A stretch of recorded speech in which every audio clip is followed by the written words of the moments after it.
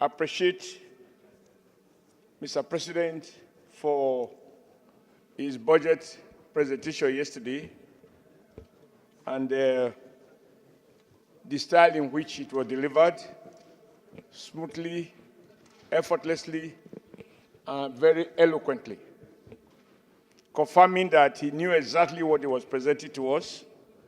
And I think that is worth commendation in itself. Mr. President, like others have said, when I was in the trade unions, we used to question why government should devote so much resources to defense at the expense of education, healthcare, infrastructure. But over the past couple of years, given all that we have faced as a nation with regards to insecurity, I am now convinced, more than ever before, that none of those other important sectors can be safe unless we have security.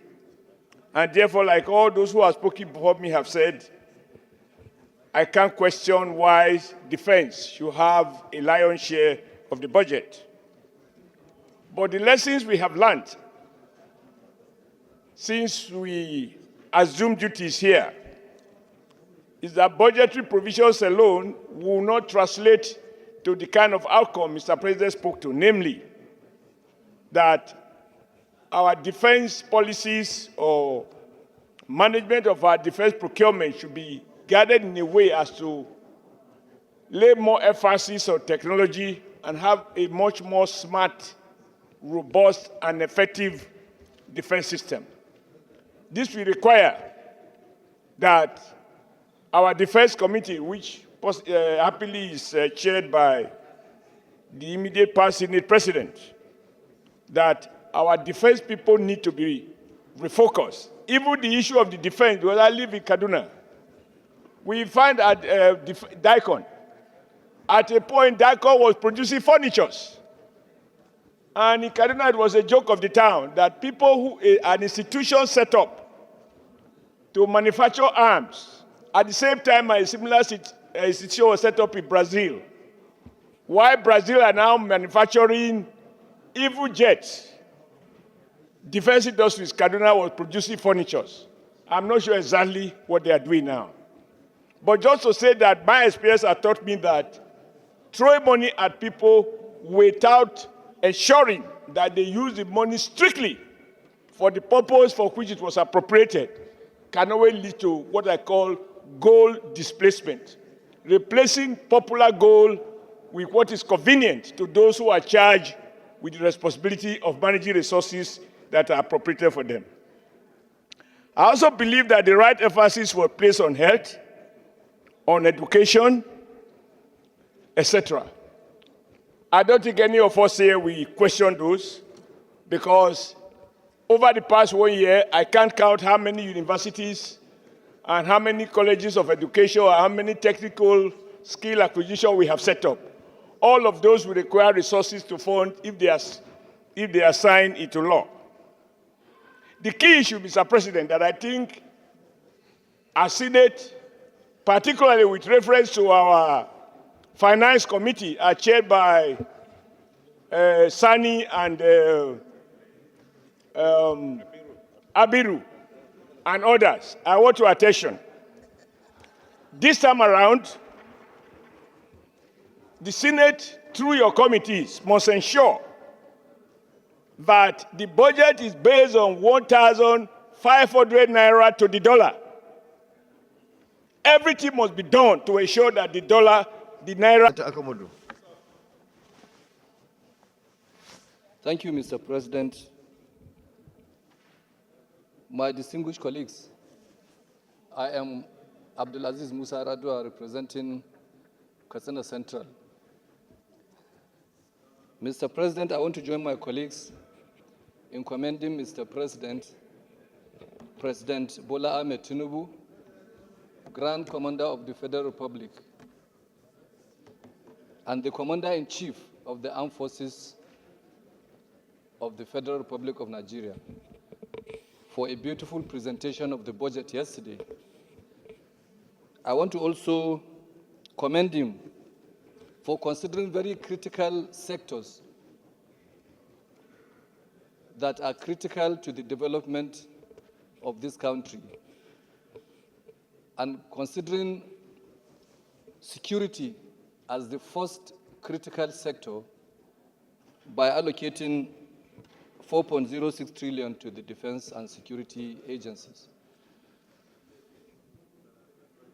I want to use this opportunity to draw attention to my distinguished colleagues, Mr. President, that security is paramount, and as mentioned by most of my colleagues here, without security, there will be no development.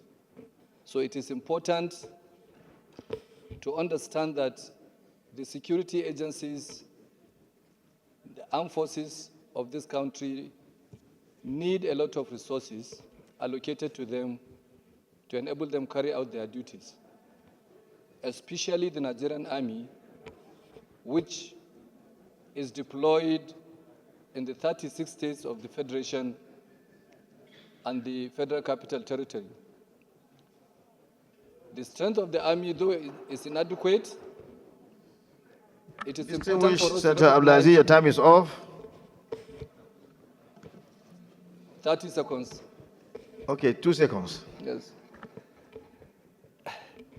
Mr. President, thank you for giving me this time. I just want my colleagues to understand the need for us to allocate more resources to the Army, considering the nature of operations that they conduct, because we need them to, as quickly as possible, take care of the security situation of this nation. Noted. Thank you. Thank you very much, and noted. Senator Sani Wasiu. Thank you, Mr. President. My name is Senator Abdul Ningi, representing Bauchi Central, Bauchi State. Mr. President, I received yesterday's budget with a very cautious optimism. Cautious in the sense that as a parliament, we have listened to the president, we have received the president has done what he ought to do. But as a parliament, the talking point now should not be about what the president brought, it should be about what the parliament can do with what the president brought. Let me quickly, Mr. President, by your leave, read section 80, subsection 2, which says no money shall be withdrawn from the Consolidated Revenue Fund of the Federation except to meet expenditure.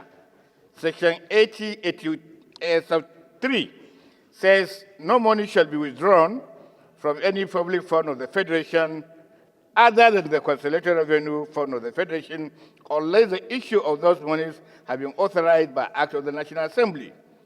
And it goes on 4, so no money shall be withdrawn from the Consolidated Fund or any other public fund of the Federation except in the manner prescribed by the National Assembly. The President has done his bit. The ball now, Mr. President, is on our court. What have we done in making sure that our power has been clearly met in 2024? It is important for all of us to recognize that apart from the volume of statistics and data churn out year in, year out, but at the end of the day, how do our people feel? What is their economic position? Are we improving their economic condition? Have they improved from 2023 in 2024? What about hunger? What about the security? These are some of the things that as a parliament we must take home to bear. We've met our people day in, day out. The literature of budget is just not enough that is written to be able to send a clear message. The clear message is all of us meet our people, our constituents. Are their life being worse off last year than this year? It is important that the president pays a lot of attention to security. One of the cardinal things that he has mentioned that endeared my mind to the budget is the issue of security. I think without security, we can no longer do anything feasible. We can no longer make progress. This budget has come with a lot of hopes, and I hope the National Assembly, as it is, should be able to make sure that the performance of the budget of 2025 performs much, much, much better than what you have obtained. Right now, the capital budget has not performed up to 30%, and that is something that the National Assembly must create a way out, so that by next year, 25 this time, we're not going to be complaining to anybody, because if we complain, we're complaining to nobody.